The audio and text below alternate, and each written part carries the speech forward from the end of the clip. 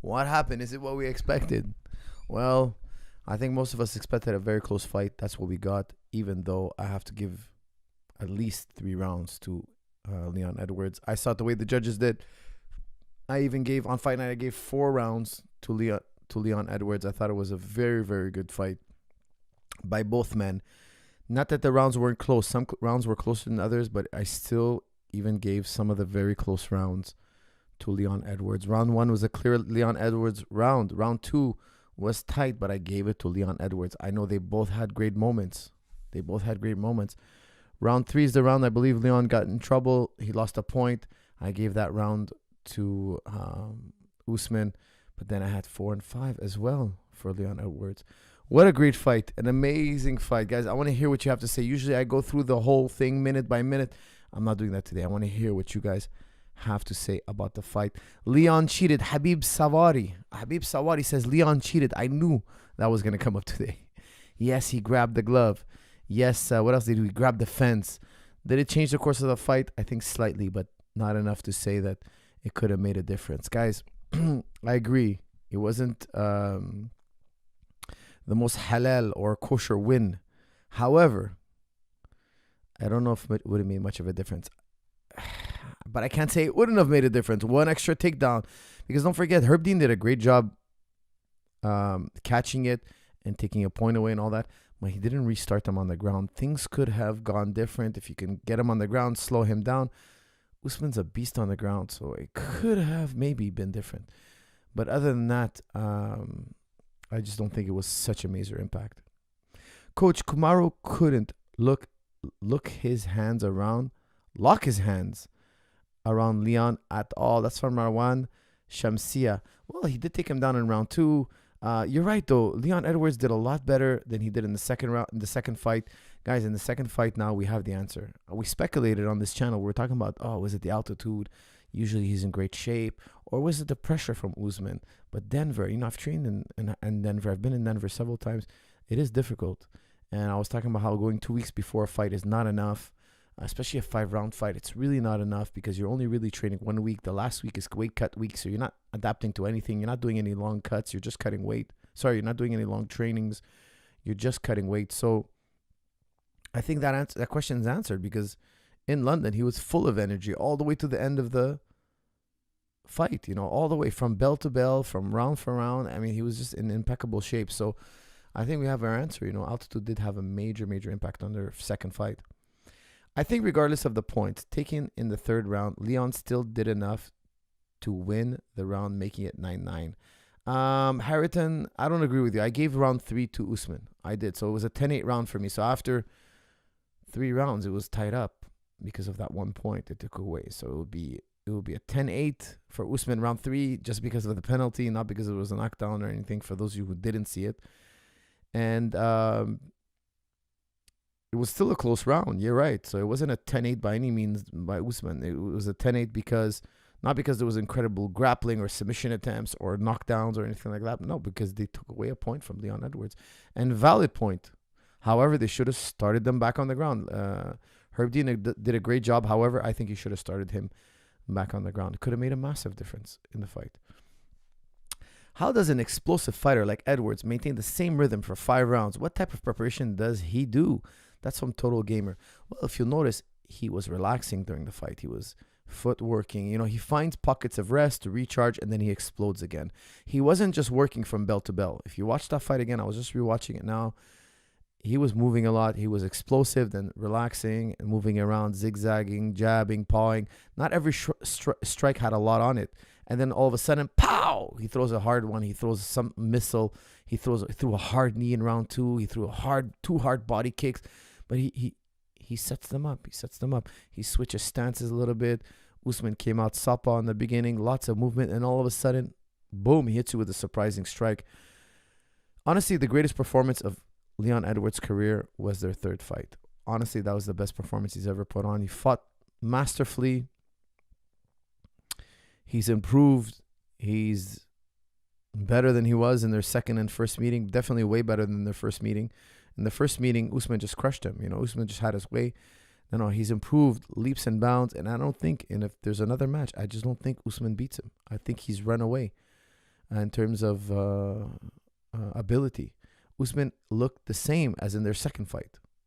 Usman looked very similar to what he was like in their first fight. Yes, he's better, but not that much better. Leon Edwards is evolving. So Usman needs to go back to the drawing board, and he needs to bring something new. He's used to getting hit and trekking forward and guys slowing down. Edwards did not slow down. Edwards found the solution to Usman's pressure. He moved around beautifully. He had credible footwork. He was comparable in the wrestling. He defended so many shots. And then eventually he would explode. Low kicks, body kicks, knees to the head, and also punches. A variety of strikes.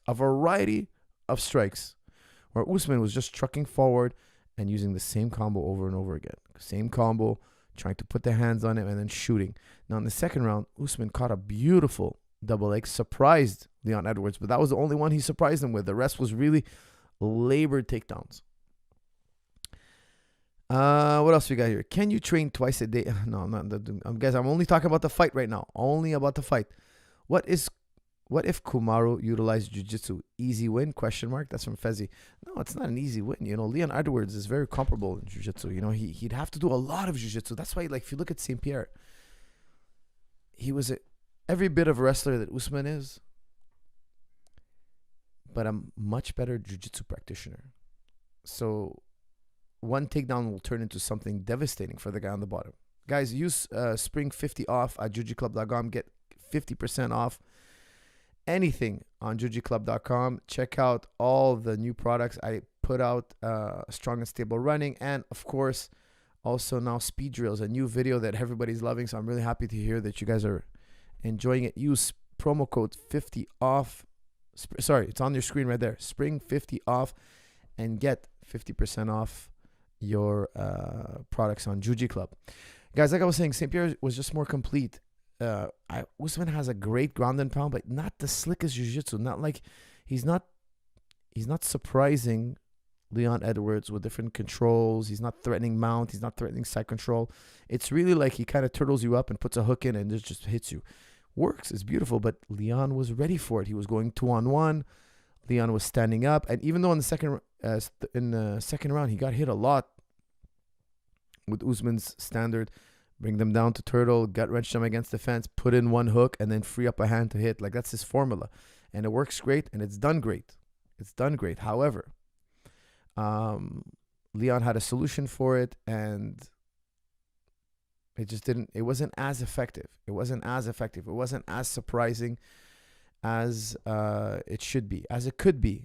Now, St. Pierre, he would have threw on a lot more jiu-jitsu. He would have passed the guard. He would have got to the back. He would have attempted leg locks maybe near the end of the round, or submissions, arm bars near the end of the round like he did with Hughes. He would have got on the back eventually. He would have been more of a threat. There's a lot more to prepare against with St. Pierre.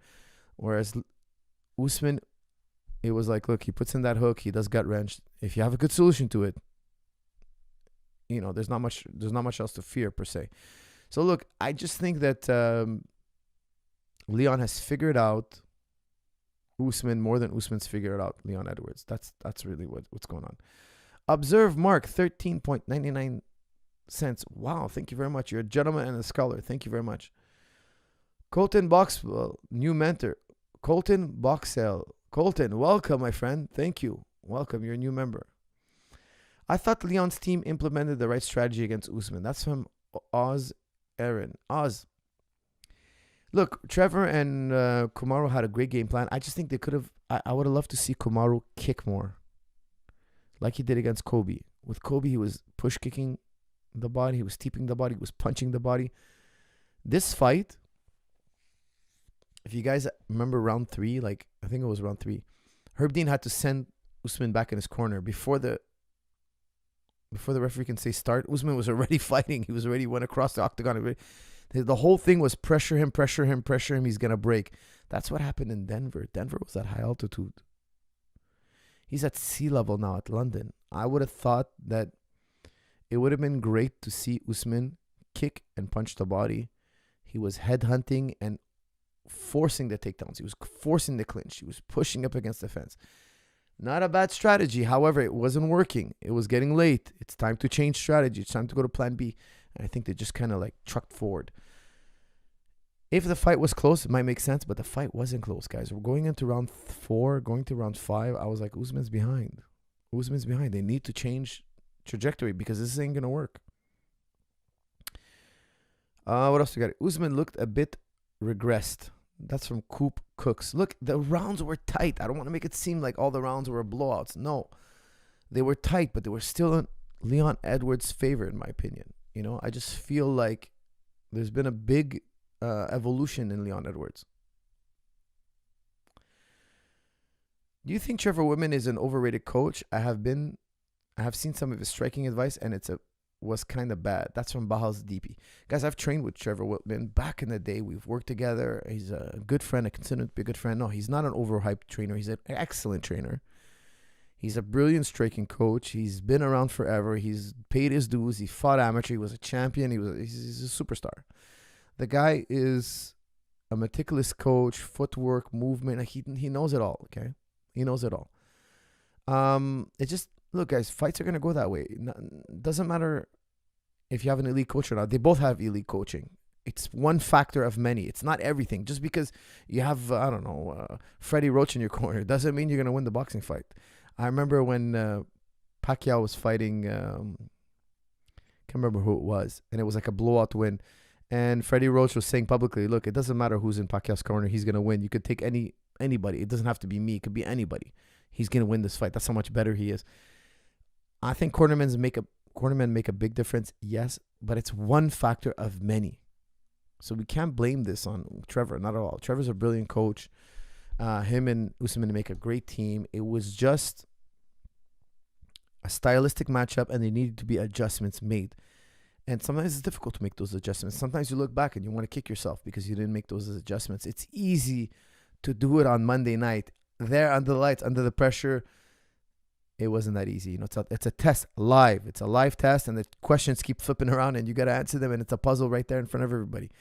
It's not always that easy. For us, it's me, UFC historian. UFC historian, how are you? Let me know when we can talk about Kobe. UFC historian, that's coming up soon. All right, I just want to wrap up this fight. Guys, it was such a great fight. I don't want to beat it to death, okay? So I'm going to do 1 or 2 more questions and comments, then I'm going to open it up, and we can talk about absolutely anything.